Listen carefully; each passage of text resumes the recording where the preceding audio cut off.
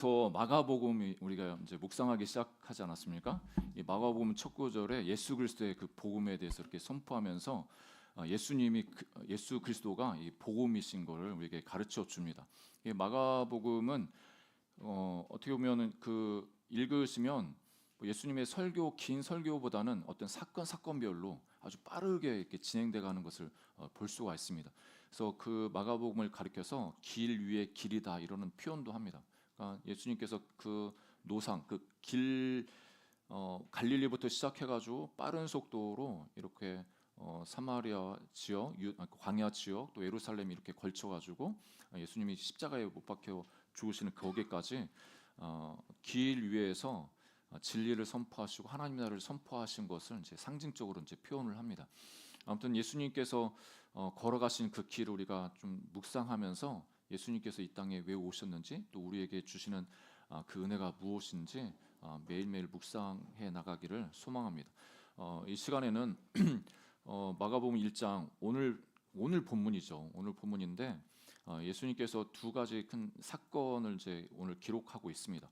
이 땅을 살아가다 보면 우리가 왜 살아가는지, 어디서 와서 왜 살고 어디로 가는지 이런 철학적인 그 의문 앞에 좀 고민할 때가 있습니다. 뭐 잠깐 고민하든 좀 긴 시간 고민하든 아무튼 내가 왜 살고 있나, 내가 왜 여기 있나, 어디로 가나 이런 질문들이 우리가 종종 하게 되는 질문이죠. 그래서 그 질문 앞에 나는 지금까지 잘 살았나, 잘 살아왔나, 지금 잘 살고 있나 우리 자신을 좀 살필 때가 있습니다.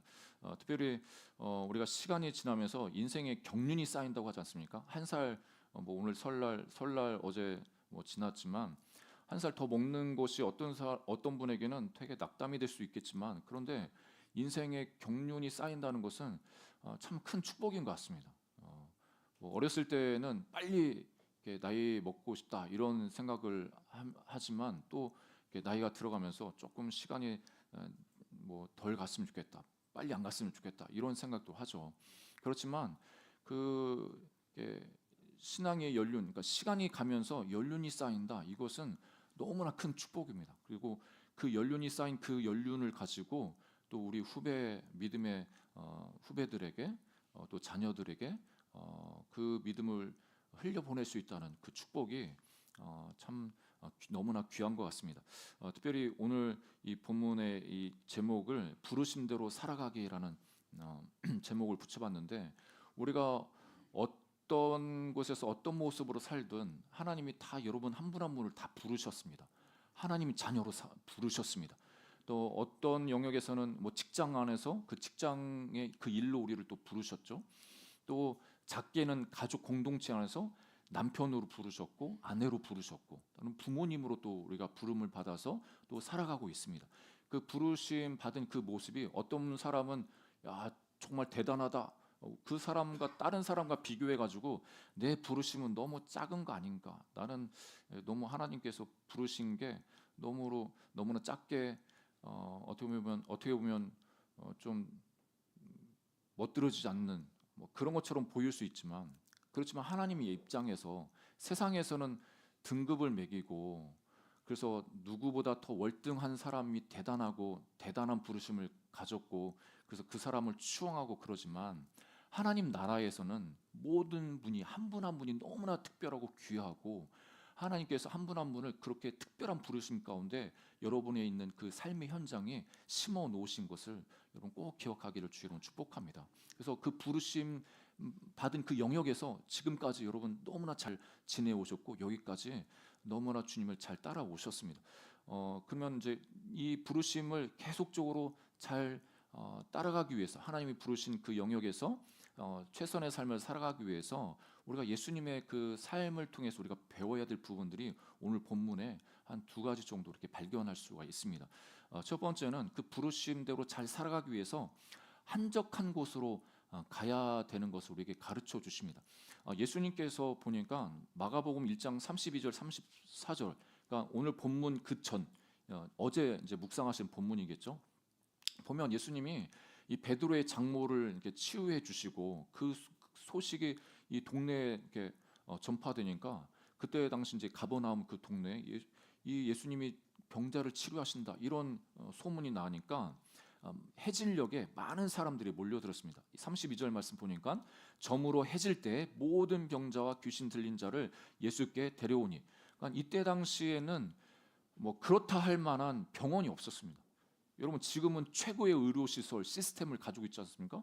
이때 1세기 당시에는 그렇다 할 의술이 없었고 또 의사도 없었고, 그리고 뭐 약이라든지 이런 것도 뭐 민간요법이 그나마 조금 있었겠죠. 그렇지만 그것 또한 변변치 않는 상황이었습니다. 그래서 병 들면 그냥 병 든 대로 그냥 계속 살아가든지 그 병 때문에 죽든지 뭐 그런 삶을 살아가는 게 이때 당시의 사람이었습니다. 그런데 어떤 한 청년이 그 병을 고친다는 그 소문을 들으니까 그 고통 가운데 있는 사람들이 얼마나 반갑겠습니까? 그래서 예수님을 계신 곳으로 이제 찾아온 거죠.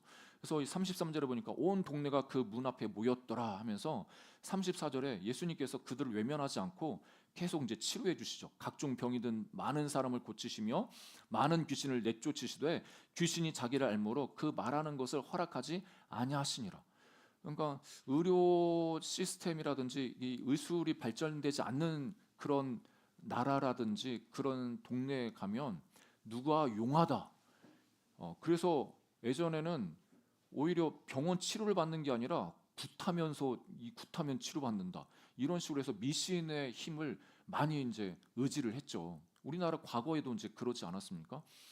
지금 이 시대를 살아가고 있는 이때도 우리나라는 아니지만 다른 방글라데시 같은 경우에는 그 나라에도 이런 미신 이런 풍습이 있고 아플 때마다 그런 자기 동네 그러니까 힌두교죠 그쪽인 힌두교의 제사장이라든지 이런 사람 찾아가 가지고 고쳐달라고 그렇게 제사를 지내고 그렇습니다.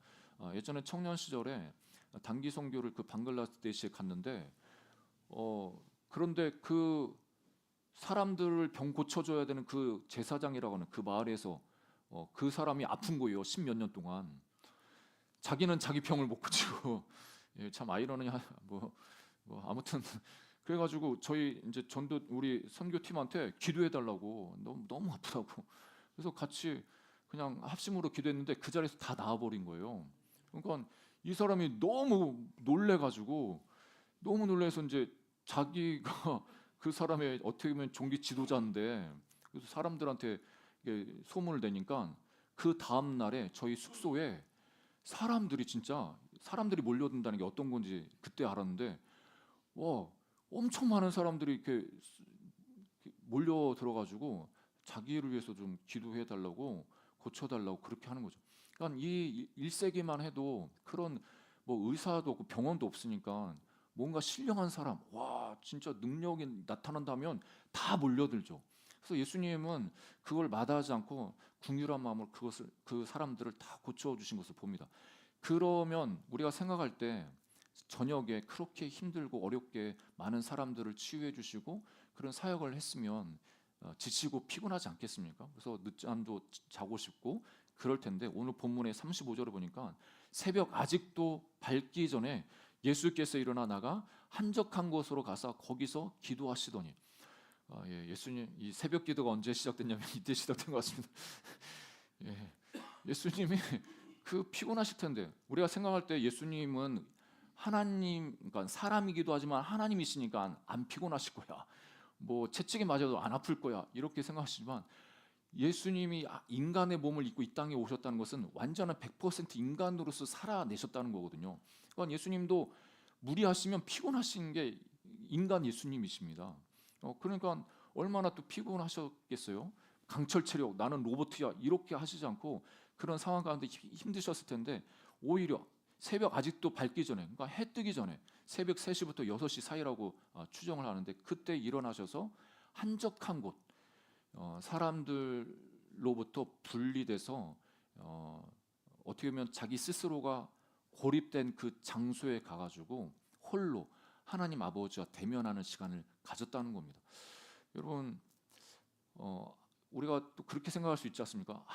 예수님이 하나님이신데 하나님 아버지와 또 뭔 이야기가 필요할까? 그냥 주무시면서 아니면 잠자리에서 그냥 하나님이랑 직통계시로 이렇게 이야기하실 수도 있는데 굳이 그 한적한 곳으로 찾아가 가지고 혼자 하나님 아버지를 독대하셨을까? 이렇게 의문이 생기기도 할 겁니다.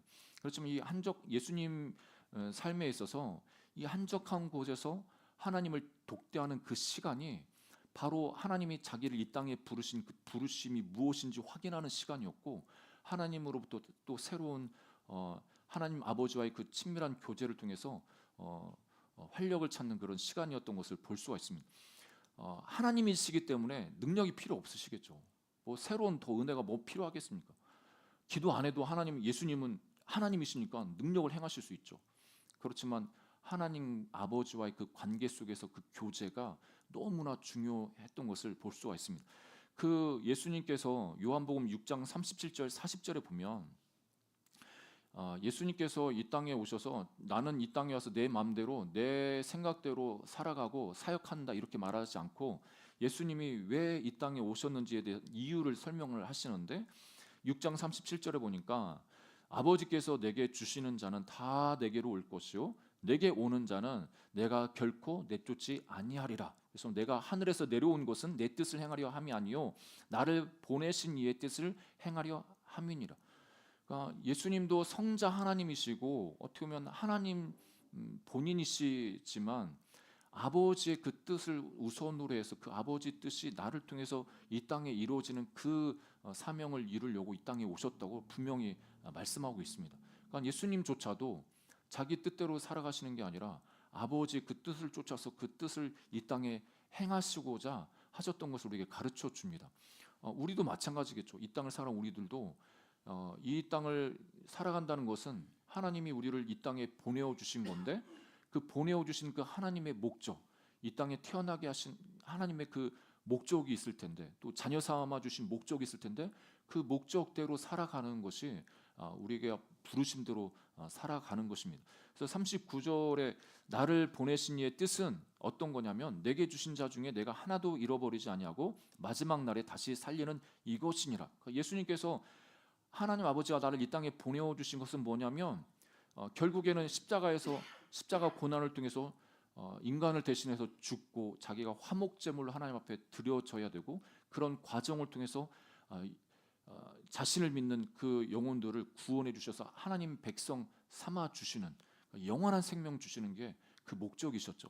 그래서 그 목적을 이루시려고, 그 하나님의 뜻을 이루시려고 이 땅에 내려왔다는 것을 말씀하고 있습니다. 그래서 39절에 나를 보내신 의 뜻은 내게 주신 자 중에 내가 하나도 잃어버리지 않냐고 마지막 날에 다시 살리는 이것이니라 하면서 40절에 내 아버지의 뜻은 아들을 보고 믿는 자마다 영생을 얻는 이것이니 마지막 날에 내가 이를 다시 살리리라 하시니라. 이 땅이 죄악 가운데 모든 영혼들이 하나님과의 그 깨어진 관계 때문에 죽을 수밖에 없고 형벌 받아야 되고 영원한 그 고통 가운데 살아가야 되는 존재들이지만, 하나님께서 우리를 구원하시기 위해서 우리를 대신해서 죽게 하실 그 대속물로 예수님을 이 땅에 보내어 주셨습니다. 그래서 예수님을 통해서 하나님의 그 구원의 역사를 이루어 가시는데, 그 아버지 뜻은 다른 게 아니라 그 예수님을 보고 믿는 자에게 영생을 주시는 게 아버지의 뜻, 하나님 아버지의 뜻이라는 것을 분명하게 말씀하고 있습니다. 여러분, 이 하나님 아버지의 뜻을 우리가 함께 그 뜻을 이루는 것에 우리가 부르심을 받았다는 것을 늘 기억하시기를 주님을 축복합니다.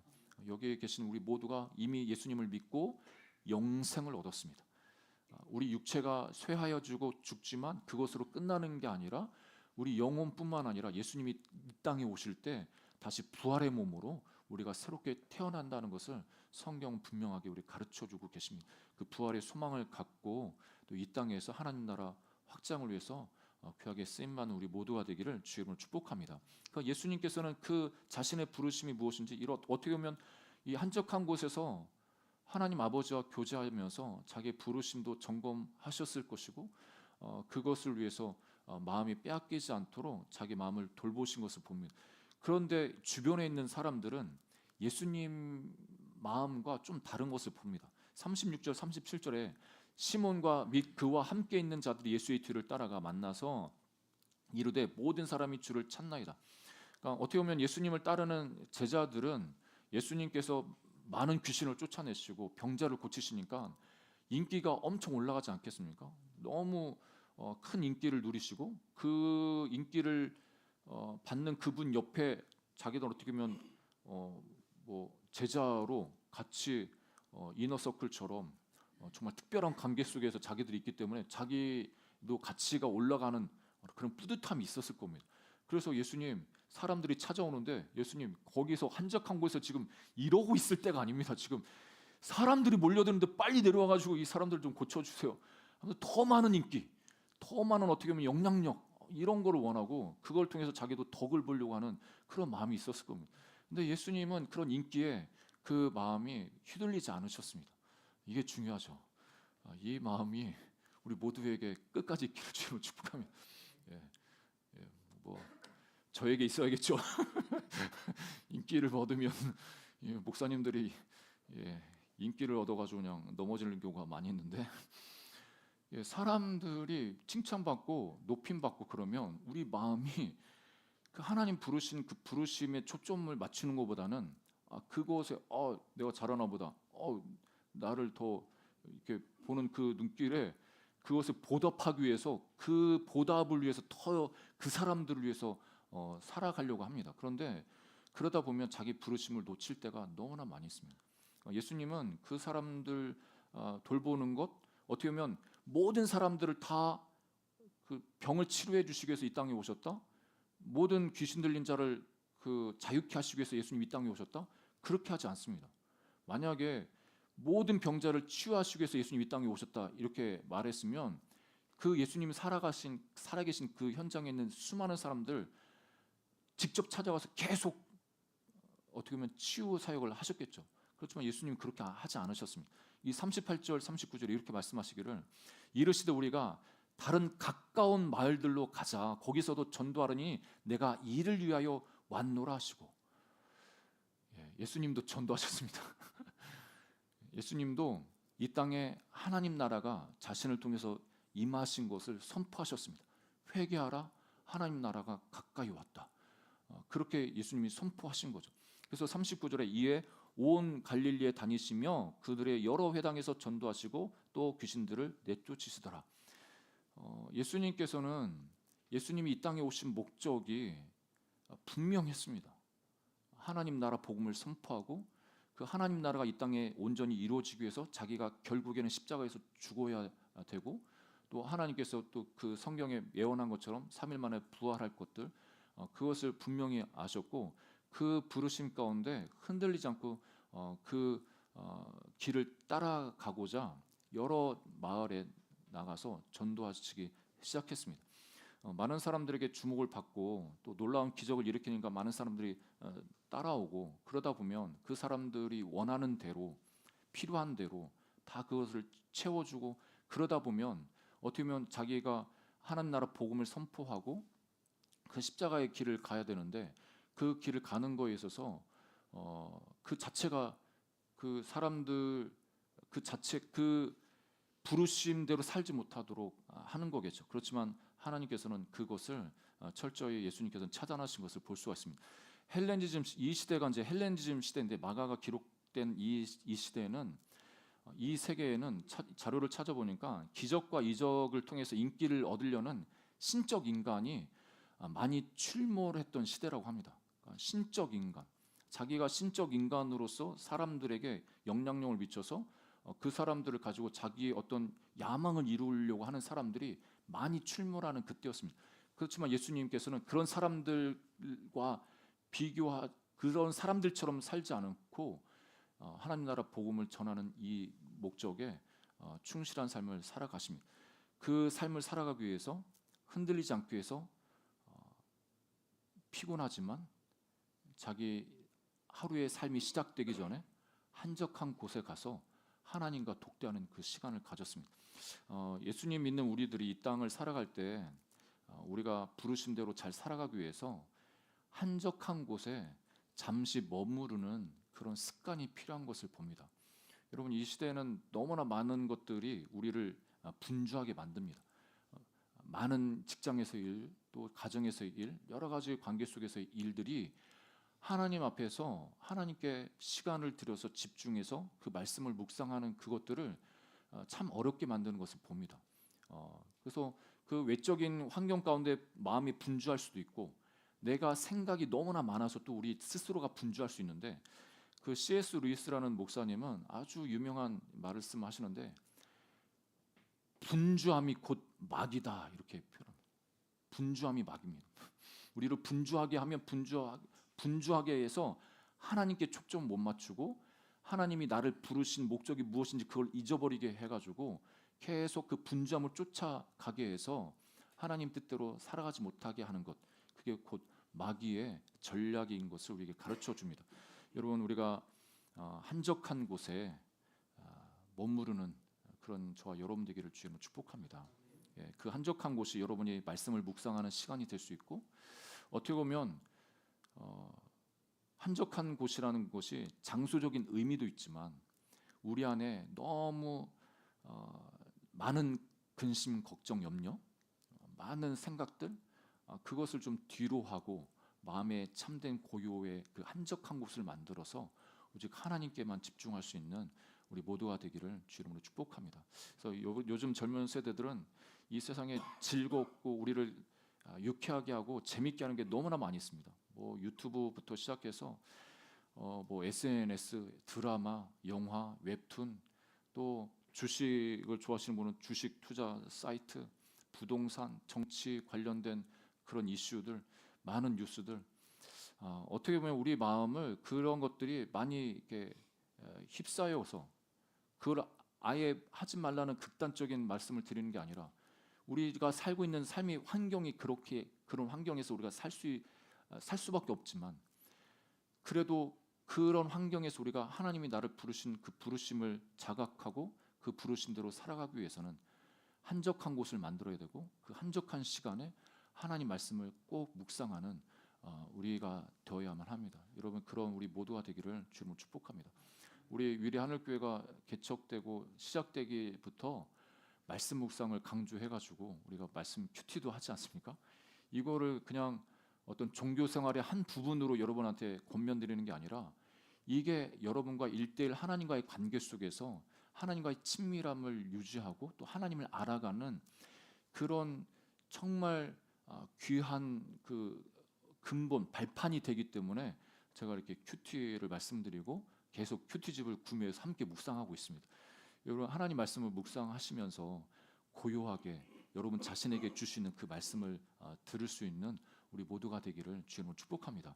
이 말씀은 성경은 목회자가 연구해가지고 목회자가 잘 이렇게 요리를 해서 우리한테 주면 되지 이렇게도 생각하실 수 있는데 여러분, 하나님과 우리와의 그 관계가 1:1 관계 아니겠습니까? 하나님과 여러분과 관계를 제가 중간에 서가지고 어떤 부분에서는 여러분들의 권면도 해드리고 조언도 해드리고 기도도 해드리고 도움을 드릴 수 있지만 결국에는 하나님 앞에 단독자로 서야 됩니다. 제가 대신 서드릴 수 없습니다. 내 배우자가 대신 하나님 관계 속에서 끼어들어가지고 대신 살아줄 수 없습니다. 내가 하나님과 1:1 관계 속에서 하나님이 나에게 무엇을 말씀하시는지 들을 수 있어야 되고 그 말씀을 붙잡고 순종함을 통해서 하나님이 내 삶에 역사하시는 것을 경험해야 나의 하나님, 나의 예수님으로 그렇게 고백될 수 있고 어떤 시험과 유혹과 핍박이 와도 흔들리지 않을 수가 있습니다. 여러분, 이런 시간을 통해서 이런 관계가 형성되어지기를 더 깊어지시기를 주 이름으로 축복합니다. 두 번째 마지막으로는 불쌍히 여김으로 이 부르심의 삶에 반응할 수가 있습니다.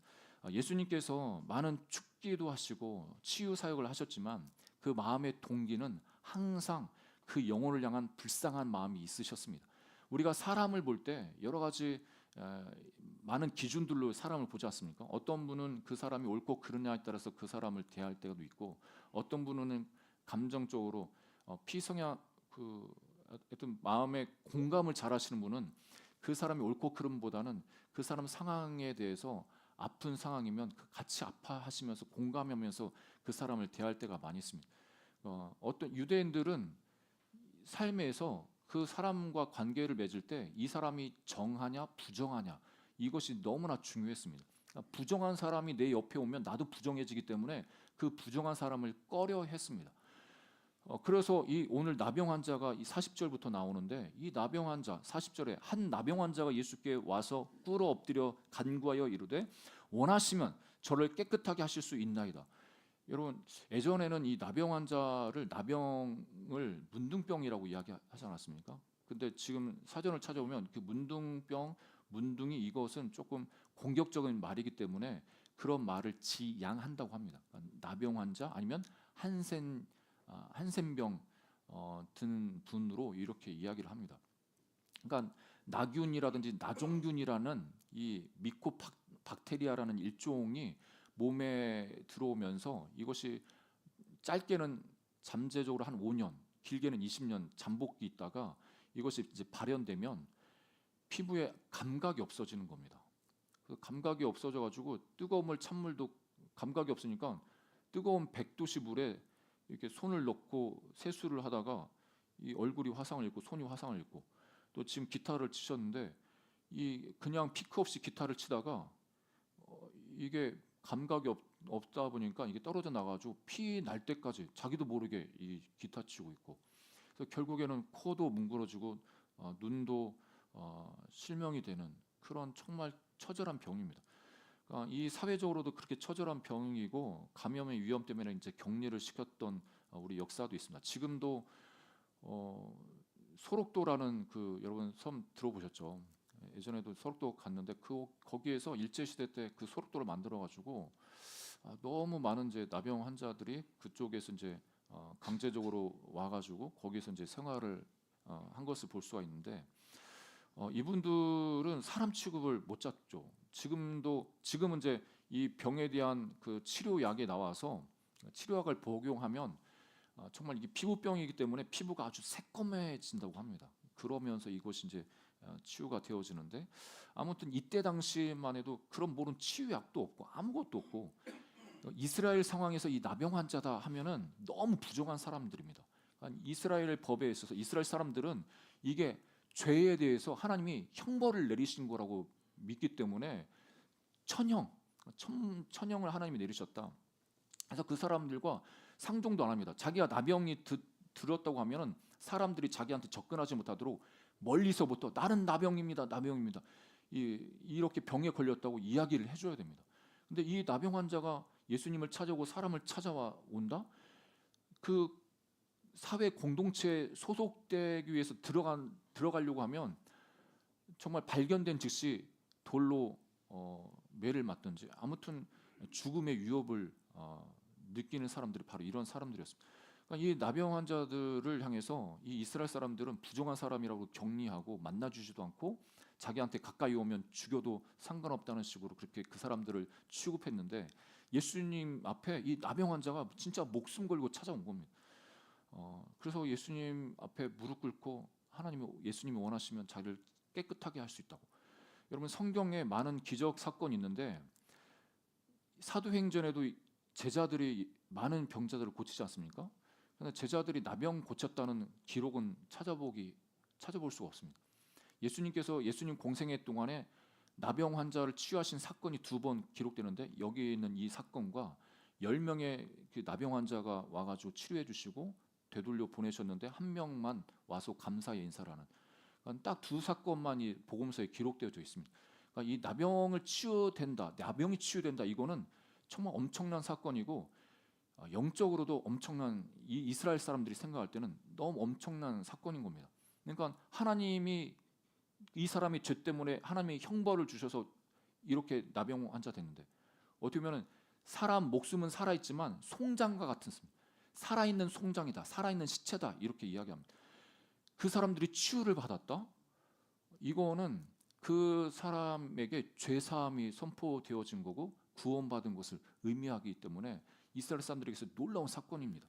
그래서 어떻게 보면 나병 환자가 이렇게 찾아왔을 때 41절, 42절 예수님께서 불쌍히 여기서 손을 내밀. 그러니까 손 내민다는 것 자체가 이 종교적인 예식법의 정결법에 위반되는 상황입니다. 왜냐하면 그 사람 만지면 자기가 부정이 오기 때문에. 그렇지만 예수님은 그 나병 환자를 만지셨습니다. 지난주에 거룩이라는 짧은 영상 보셨죠? 하나님이 가지신, 예수님이 가지신 그 거룩함이 그 정함이 이 나병 환자에게 흘러가는 겁니다. 그래서 치료를 받았습니다. 손을 내밀어 그에게 대시며 이르시되 내가 원하노니 깨끗함을 받으라 하시니 곧 나병이 그 사람에게서 떠나가고 깨끗하여 진지라. 예수님께서 그 영혼을 향한 불쌍한 그 마음을 가지고 치료를 하셨고 깨끗함을 입었습니다. 그러면서 예수님 하시는 말씀이 43절에 곧 보내시며 엄히 경고하사 이르시되 삼가 아무에게 아무 말도 하지 말고 가서 내 몸을 제사장에게 보이고 내가 깨끗하게 되었으니 모세가 명한 것을 드려 그들에게 입증하라 하셨더라. 여러분, 참 예수님께서 공생애 때 어떤 기적을 행하시고 잠잠하라고, 아무에게 말하지 말라고 이런 경우가 많이 있습니다. 또 귀신이 그렇게 예수님을 귀신같이 잘 알아봐요. 하나님의 거룩한 자입니다. 하나님의 아들입니다. 그러면 예수님이 야, 더 말해, 더 말해. 광고 좀 하게, 더 말해. 이런 게 아니라 너 잠잠해. 참 희한하지 않습니까? 예수님이 어떻게 보면 자기가 하나님 아들로 이 땅에 오셨으면 그런 기적을 행하면 사람들한테 그래, 광고 좀 더 해서 더 몰려오게 해라 내보냈을 텐데, 그렇지 않고 너 아무 말도 하지 말고 잠잠해. 귀신을 향해서 아무 말도 하지 말고 잠잠해. 그러니까 그 예수님께서 그렇게 하신 이유가 있겠죠. 목적이 있겠죠. 예수님은 자기가 메시아로서 이 땅에 오신 것, 단지 메시아의 정체성이 훼손되지 않기를 원하시는데, 뭐 기적이 일어났다, 나를 그 예수님을 통해서 어떤 기적이 일어났다, 이것 때문에 사람들이 마음에 그 사람을 향해서 메시아로 보는 게 아니라 정말 어떤 신령한 사람으로 인식하면서 자기 필요를 채워줄 수 있는 그런 신적 존재로만 그 예수님을 대하려고 하는 그런 위험이 있기 때문에 그것을 잠잠하게 하고 나타내지 않으신 것을 볼 수가 있습니다. 그리고 때를 기다리셨습니다. 예수님이 자기가 십자가에서 죽으시고 부활을 통해서 하나님의 아들인 것이 그때 증명이 되어야 되고 증거가 되어야 되는데, 지금은 때가 아니기 때문에 잠잠하게 하시는 것을 볼 수가 있습니다. 그래서 그 아무 말도 하지 말고, 이때 당시에는 치료함을 받았으면 이 나병 환자들은 그 공동체에서 벗어나서 그 원래 있는 공동체에 들어갈 수 없었지만, 자기가 나았을 경우에는 제사장한테 먼저 어떻게 보면 나았는지 테스트, 점검을 받고 제사 의식에 필요한 제물도 드리고, 그런 과정을 통해서 기존에 있는 그 공동체에 들어갈 수 있는 자격을 얻었습니다. 그 자격을 얻어서 이 나병 환자가 그 공동체에 들어가기를 원하시는 그 예수님의 마음이 있었습니다. 그러면서 45절에 그러나 그 사람이 나가서 이 일을 많이 전파하여 널리 퍼지게 하니 그러므로 예수께서 다시는 드러나게 동네에 들어가지 못하시고 오직 바깥 한적한 곳에 계셨으나 사방에서 사람들이 그에게로 나오더라. 예수님이 단지 자신의 어떤 명성이라든지 사람들로부터 인기를 얻기 위해서 그런 사역을 하셨다면, 그리고 자기가 메시아로서 죄를 사하시고 영혼들을 구원하는 그 목적을 이루셔야 되는 그 사명이 있는 자인 것을 뒤로 하셨다면, 당연히 나병 환자한테 동네방네 떠들어서 광고해라, 내가 이제 들어간다 해서 수많은 사람들이 그 몰려드는 그런 현장에 가셨을 건데, 예수님은 그렇게 하지 않으셨습니다. 오히려 이때는 더 인기를 뒤로 하고 한적한 곳에 예수님이 거하셨고, 하나님의 부르심이, 자기를 부르신 부르심이 무엇인지 점검하는 시간을 가진 것을 볼 수가 있습니다. 여러분, 하나님께서는 이 땅을 살아간 우리들을 어떻게 보면 영적 나병처럼 살아가는 우리들을 치료해 주셨습니다. 이 나병을 치유하신 이 사건은 단지 육체적인 그 질병을 치료하신 그 사건이다, 이렇게도 볼 수가 있겠지만, 더 나아가서 우리가 알 수 있는 것은 영적으로 무뎌진 우리들, 죄로 인해서 죄에 대해서 무뎌진 우리 영혼을, 죽은 영혼을 우리를 살려 주셔서 하나님 백성 삼아 주신 그 하나님의 놀라운 은혜를 우리에게 가르쳐 줍니다. 그래서 우리가 천국 공동체에 들어갈 수 없는 존재들이었지만 예수님께서 우리를 치료해 주셔서 이제 그 천국 공동체에 들어갈 수 있는 살아있는 영적인 존재가 되었다는 것을 우리에게 가르쳐 주십니다. 여러분, 우리가 받은 은혜가 너무나 크고 놀랍습니다. 이 나병을 치유하신 예수님이 영적인 나병된 수많은 영혼들 중에서 우리를 택하여서 치료해 주셨고 하나님 자녀 삼아 주셨습니다. 그렇지만 지금도 영적인 나병 상태로 살아가는 이 세상에 수많은 사람들이 있습니다. 그 영혼들을 향해서 예수님이 가진 이 긍휼한 마음을 함께 갖는 우리 모두가 되기를 주님으로 축복합니다. 말씀의 결론을 맺으면 한적한 곳에 예수님께서 지금 이 본문에 한 번 나오지만 이 마가복음에 보면 기도하셨다는 표현이 많이 자주 등장하지 않지만 복음서에는 예수님께서 따로 기도하시는 그런 장면들을 여러 볼 수가 있습니다. 예수님의 일평생 삶 가운데 이 공생의 삶 가운데 그 한적한 곳에서 하나님과 독대하는 그 시간을 통해 자기의 부르심이 무엇인지 다시 한번 점검하셨고 하나님의 뜻을 발견해서 그 부르신 그 방향대로 예수님 따라가셨습니다. 그리고 하나님 아버지의 마음을 늘 기억하고 그 뜻을 기억하고 삶 가운데 그 영혼들을 불쌍히 여겨서 수많은 또 기적도 나타내 주셨습니다. 이 땅을 살아간 우리들이 삶의 현장에서 우리가 부르심 받아서 여기 살고 계신데 하나님의 부르심을 대로 잘 살아가기 위해서는 우리가 하나님과의 관계, 조용히 주님을 만나는 그 시간, 이것을 따로 정해서 그런 시간들, 그런 장소들 가지셔야만 합니다.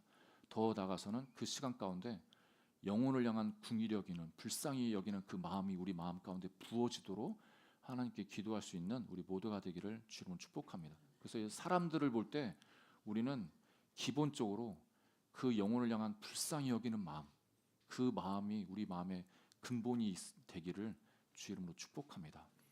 우리가 볼 때 잘잘못 어떤 부분에서는 따져야 되고 그거에 대해서 바르지 못할 때 교육을 해야 됩니다. 그렇지만 그 전에 그 영혼을 향한 궁일이 여기는 그 마음으로 그 사람을 대하고 그 영혼을 섬길 수 있는 우리 모두가 되기를 주님을 축복합니다. 더 나아가서는 하나님 앞에 우리가 하나님의 궁휼을 구해야만 합니다. 하나님 불쌍히 여겨 주옵소서. 불쌍히 여겨 주옵소서. 우리 인생 삶이 하나님 앞에 불쌍히 여김을 받지 않으면 이 세상에서 정말 살기 힘든 것을 볼 수가 있습니다. 하나님이 불쌍히 여겨주신 그 은혜가 우리 가정 가운데 있으시기를, 우리 삶 가운데 있으시기를 주님으로 축복합니다.